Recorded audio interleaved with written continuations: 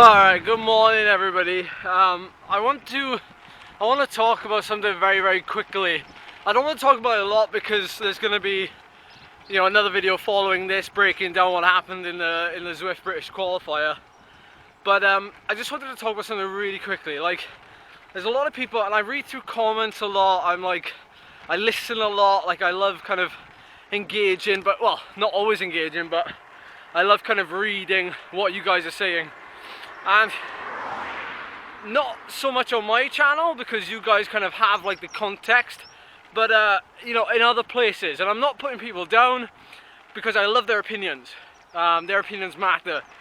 But lots of people saying that, like, it's a massive surprise that Ed Laverack is in, the top kind of, well, nearly the top 10 in that race, and it ended up being a sprint finish.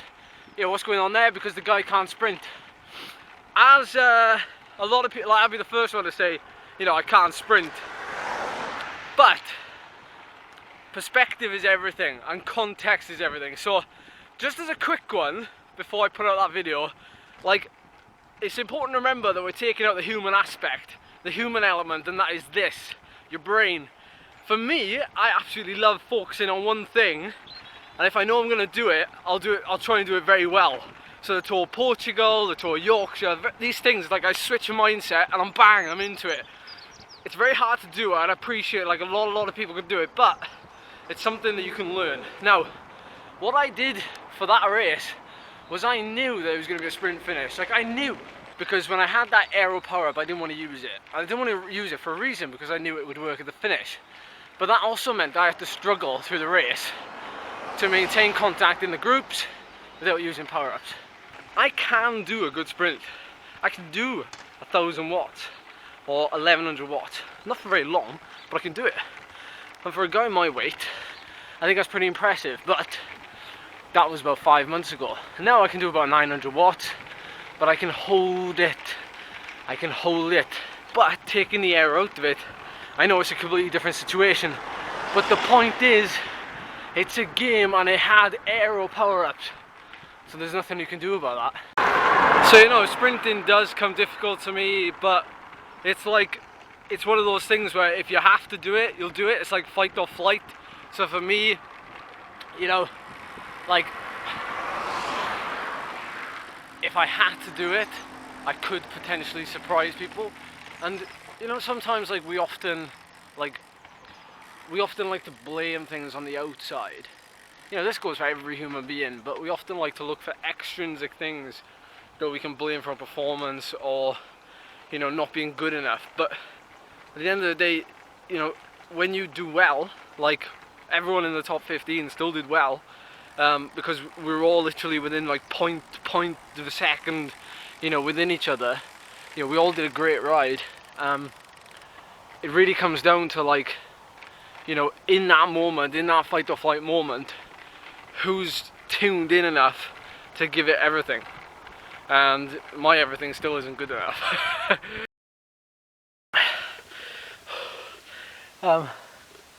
At top of Monticello now, which is one of the highest points in the area around Llanelli. In fact, Llanelli is like just down there. But I've just latched onto a ride from the club. Met with the Silver Surfers ride, Mike Beaton's ride, which is that he takes usually every Wednesday morning, that involves Silver Surfers, so the retired people. At least that's what they call it. But I've latched on, so everything is kind of zone 1 power.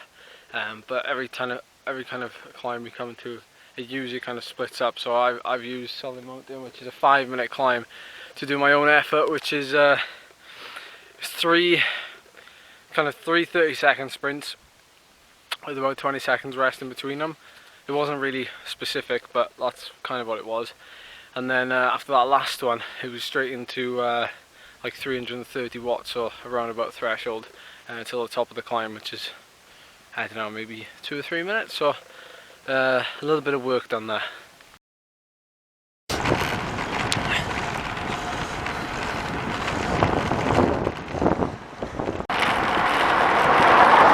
I think I better vlog now while I've got a little bit of street light with me. I'm heading out for an evening spin. Not very often you could say you're no hands in February when it's dark, but I'm off for an evening spin. I'm doing some sprints tonight. I've already done like the bulk of my workload today, but we're doing about 5 sprints. I'm just keeping my hand in with the old sprinting game. But in all seriousness, got some big news following on from what I said this morning. Obviously, I keep right up to date with all the other guys in my profession, mainly on YouTube, but Cam, shout out Cam. With what's happened, like with the power-ups and whatnot on ZWIFT, the guy missed out on a top 10 spot. To be honest, I missed out on the top 10 spot, but I had an aero. The guy didn't have an aero, but he did a really good sprint. So hats off to you, Cam.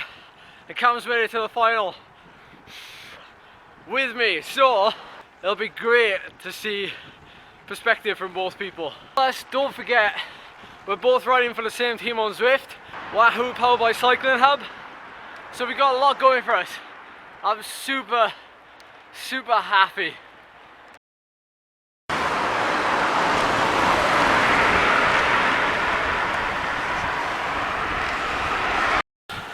I know you can't see me at all, but that's kind of like the point of this clip, because like riding in the dark really takes me back to my roots like 8 years ago, 9 years ago, when I used to train, you know, late in the evening or early in the morning. It would be pitch black coming down the coastal cycle path that I'm on now, and like riding alongside the sea, and like there's no clouds in the sky, it's just a starry night. It's just like, it's a quote that I always keep referring back to, but like the real hard work happens when nobody's watching.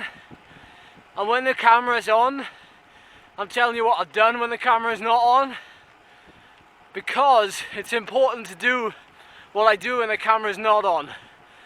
Like, I'm doing a lot of hard work when the camera's not on. It's the work you do in the dark when nobody's watching. Pretty incredible, actually. I'm hitting close to 1,000 watts on these sprints. I know I'm using a power tap wheel, an old power meter, but not bad. So watch out, everybody. I'm a sprinter. Joking, I won't be a sprinter. I'm actually down. I'm down the beach now, so I've just finished 3 of those efforts, and there's like a crew just like, that's like the building, the seafront. There's like on the seafront, there's like a big bonfire going on. But also around here is I think it's like a running club. So they're doing a lot of laps around here. I'm gonna head back to the Vineyard Clubhouse, grab a cup of tea, get warm, and then I'm gonna call it a night there.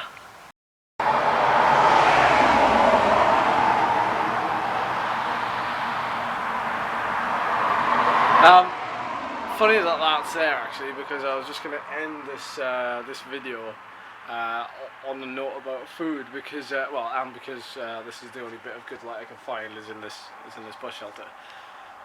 But yeah, basically my nutrition is kind of on point in a minute, and I'm sitting like at a weight that I probably wouldn't be at this time of year. A lot of people are getting confused because they think like, you know, how am I like kind of 60 kilos like this time, you know? I'm like, well, am I around 60 kilos? Because obviously it fluctuates from day to day with water retention and just, you know, carbohydrates. If you consume more carbohydrates one day, then, you know, chances are your weight's going to be slightly higher the next day. So it's kind of within that boundary. But what I wanted to end with was basically just to run you through, like, so tonight doing this little session, which is just an hour. I'm also, you know, I'm carved up. Like, I did the session this morning. I woke up, had a low carb breakfast, 30 grams of carbs for breakfast. I had a fair bit of protein, a fair bit of fat as well, so it's like a kind of a well balanced breakfast. Went out on the bike, did 3 hours. It wasn't all intense, obviously. Like, the first bit was a lot of zone 2. Don't forget you check my ride out on Strava if you haven't seen it. So the first bit was zone 2, then a very kind of select bit of zone 1, and then I did some top end work, but not a lot. And then you know, I've refueled, had carbs for the day, and I've had carbs up till, you know, this ride tonight. Done this ride, and now because I'm gonna go into the clubhouse and, you know, just have a cup of tea, I'm not gonna eat anything. So when I get home at around 9:30, 10 o'clock, I'm not gonna have anything before bed, and then I might have whey protein, like 1 scoop, so that'll be like 20 grams, 35 grams of protein, and then I'll go to bed. And then I'll wake up tomorrow morning, because I'm not planning on doing anything tomorrow morning. Like, I'm not planning on going out on the bike, or I'm not planning on doing anything intense. So if I do go on the bike, it won't be intense. So that's kind of where we stand with the nutrition, or rather, that's kind of how it's going to work, just for, you know, today leading into tomorrow. So just a little bit of a sneak peek through there. But obviously more, you know, we'll get into the real nitty gritty of that. It's obviously difficult to do it, you know, every day, because it kind of takes up a lot of the video. Unless I just show you what I eat and don't explain in context, because context is everything when it comes to nutrition. Because there's lots of people out there that will kind of jump on and go, oh, you shouldn't be eating this, it's wrong time, and like, well, you know, you're just seeing like 5 seconds of it, you're not seeing the whole picture. So I hope you understand that. I'm gonna see you in the next video. Give this video a like and a thumbs up. See ya. I didn't find it comfortable. Yeah, but where did you get down? Well, it gets really good on the TT bike. Say for argument's sake now, I go down. Alright.